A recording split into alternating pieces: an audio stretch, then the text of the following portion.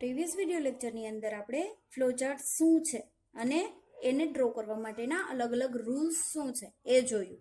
કોઈ પણ પ્રોગ્રામ છે કે કોઈ પણ પ્રોબ્લેમનું સોલ્યુશન છે એને જ્યારે ગ્રાફિકલ રિપ્રેઝન્ટેશનની અંદર ડિસ્પ્લે કરવામાં આવે, રિપ્રેઝન્ટ કરવામાં આવે ત્યારે એમને આપણે ફ્લોચાર્ટ કહી શકીએ.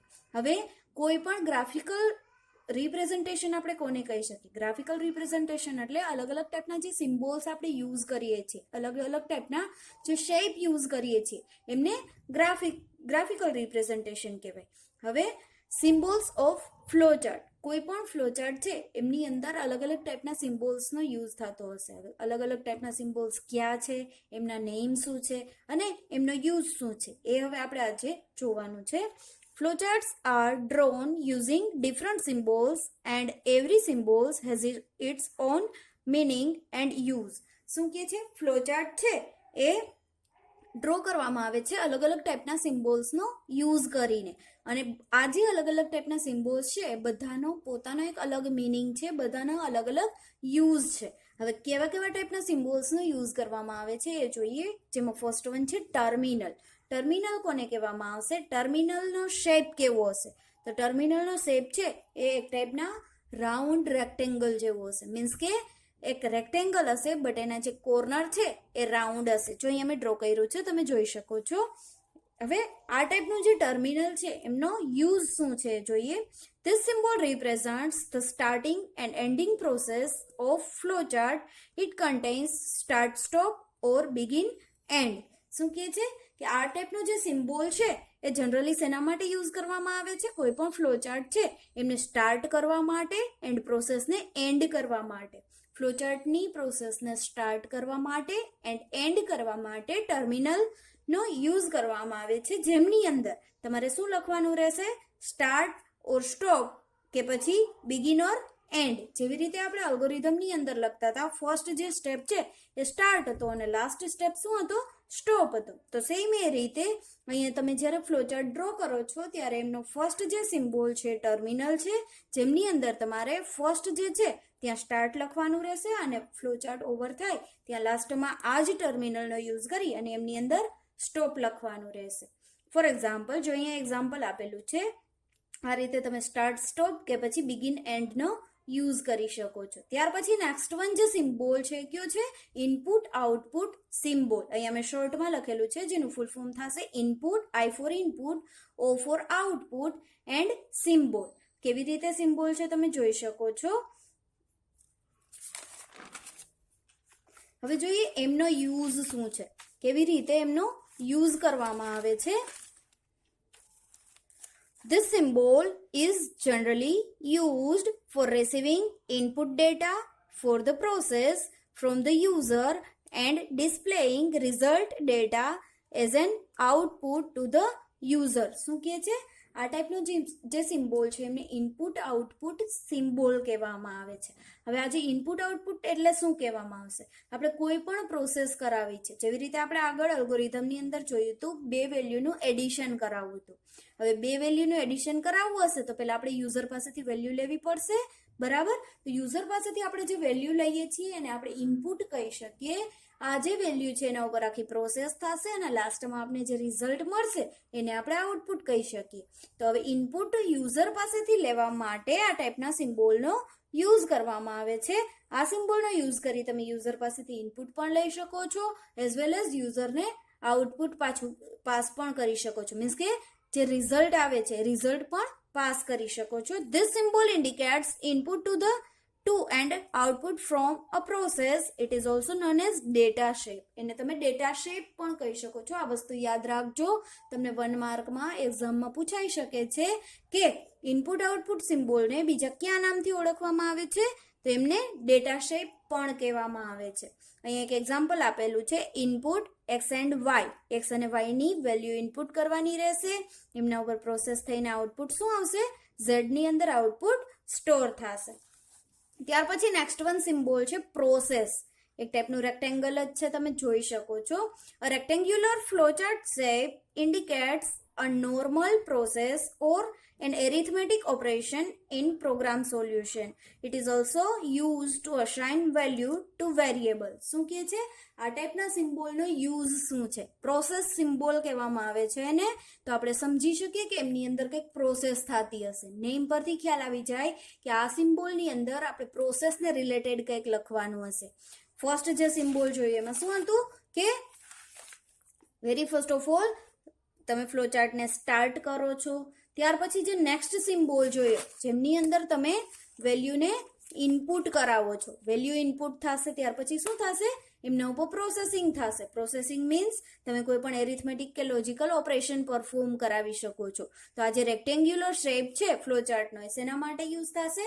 કોઈ પણ ઓપરેશન પરફોર્મ કરાવવા માટે. એરિથમેટિક ઓપરેશન છે, લોજિકલ ઓપરેશન છે, તો એરિથમેટિક ઓપરેશન માટે પ્રોસેસ શેપનો યુઝ થશે, લોજિકલ ઓપરેશન માટે એક બીજો શેપ આવશે.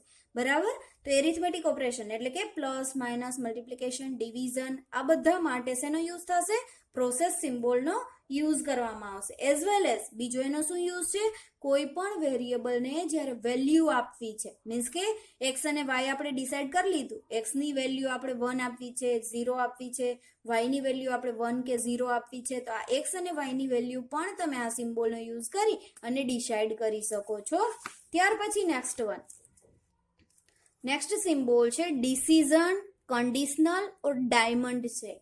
એમના 3 નેમ છે, તમારે યાદ રાખવાના રહેશે. ફર્સ્ટ વન નેમ શું છે?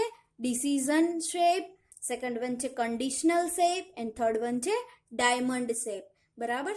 જો અહીંયા તમે જોઈ શકો છો કે આ ટાઈપનો શેપ છે, ડાયમંડ જેવો શેપ છે, એટલે આપણે એને ડાયમંડ શેપ કહીએ છીએ. શેના માટે યુઝ થાય છે?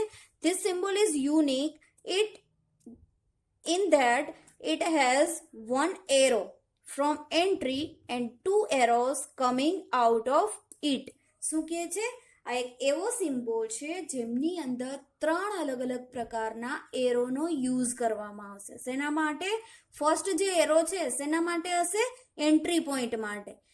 કોઈ પણ ડાયમંડની અંદર કોઈ પણ કન્ડિશનને એન્ટર કરવા માટે એક એન્ટ્રી પોઈન્ટ માટે એક એરાનો યુઝ થશે અને બીજા 2 એરો છે એ કન્ડિશન ચેક કરાવવા માટે યુઝ થશે. જોઈએ, one corresponding to yes or true and one corresponding to no or false. અને બીજા 2 જે એરો છે શેના માટે યુઝ થશે? yes or true and no or false. કોઈ પણ કન્ડિશન જ્યારે ચેક કરાવવાની રહેશે એના માટે આનો યુઝ કરવામાં આવશે. કન્ડિશન શું છે, કેવી રીતે ચેક થશે એ આપણે અગાઉ જોવાનું આવશે, ત્યારે આપણે આને વધારે સારી રીતે સમજી શકશું. If you required checking of multiple conditions then use another diamond shape for checking second condition. શું કહે છે? એક ડાયમંડ શેપનો યુઝ કરી અને તમે ઓનલી 1 કન્ડિશન ચેક કરાવી શકો છો. ઇનકેસ ક્યારેક એવું બને કે એક જ પ્રોગ્રામની અંદર તમારે મલ્ટિપલ કન્ડિશન ચેક કરાવવી છે, તો આવા ટાઈમે તમારે શું કરવાનું રહેશે? આ ટાઈપના 2 અલગ અલગ ડાયમંડ શેપનો યુઝ કરવાનો રહેશે. બરાબર? આ રીતે 2 અલગ અલગ ડાયમંડ શેપનો યુઝ કરી અને તમે મલ્ટિપલ કન્ડિશનને પણ ચેક કરાવી શકો છો, 2 કન્ડિશનને પણ ચેક કરાવી શકો છો. બરાબર? એક ડાયમંડ શેપ હશે તો તમે એક જ કન્ડિશનને ચેક કરાવી શકશો. અહીંયા એક એક્ઝામ્પલ આપેલું છે x ગ્રેટર ધેન y. આ એક કન્ડિશન ચેક કરવાની છે. ફોર એક્ઝામ્પલ એક્સની વેલ્યુ આપી છે આપણે 10, વાયની વેલ્યુ આપી છે 20. હવે આ 2 વચ્ચે ચેક કરાવવાનું રહેશે કે 10 ગ્રેટર ધેન 20 છે કે નહીં. બરાબર? તો આના માટે આ ટાઈપના ડાયમંડ શેપનો યુઝ કરવામાં આવશે. ત્યાર પછી નેક્સ્ટ વન છે કનેક્ટર. કનેક્ટરની અંદર તમે જોઈ શકો છો શું છે? એક રાઉન્ડ શેપનો યુઝ કરવામાં આવેલો છે. આ રાઉન્ડ શેપ છે એ શેના માટે યુઝ થાય છે? જોઈએ, this symbol is typically used as a connector to illustrate a flow of process or jump from one point in the process from to flow to the another point. શું કહે છે? આ એક કનેક્ટર છે. Connector છે જેનો use શેના માટે કરવામાં આવશે? કોઈ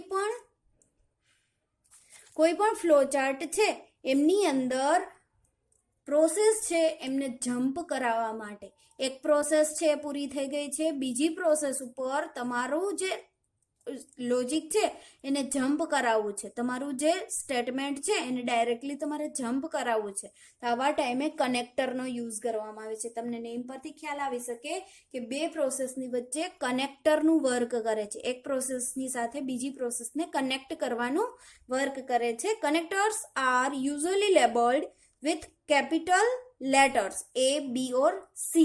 આ જે કનેક્ટર છે એમની અંદર શું લખવાનું રહેશે? તમારે કેપિટલ લેટર્સ લખવાના રહેશે A, B, C to show matching jump point. શું કહે છે? કોઈ પણ જમ્પ છે એમને મેચ કરવા માટે આ ટાઈપના કેપિટલ લેટર્સનો યુઝ કરવાનો રહેશે. ત્યાર પછીનો નેક્સ્ટ સિમ્બોલ છે એરોઝ ઓર ફ્લો લાઇન્સ. એને આપણે ફ્લો લાઇન્સ પણ કહી શકીએ છીએ એન્ડ એરો પણ કહી શકીએ છીએ. એરો આપણે બધાએ જોયું છે કેવો હોય અને કઈ રીતે વર્ક કરે. શું વર્ક કરે છે જોઈએ. Arrows and connecting lines indicate the direction of flow of process from one symbol to another. શેના માટે યુઝ થશે કે તમારો ફ્લો ચાર્ટ છે એની ડાયરેક્શન કઈ સાઈડ છે, તમારો ફ્લો ચાર્ટ છે એમનો એક એક સ્ટેપ છે કઈ ડાયરેક્શનની અંદર વર્ક કરે છે એ જાણવા માટે આ એરોસનો યુઝ કરવામાં આવે છે. આ રીતે ફ્લો ચાર્ટની અંદર અલગ અલગ ટાઈપના સિમ્બોલ્સનો યુઝ કરવામાં આવશે.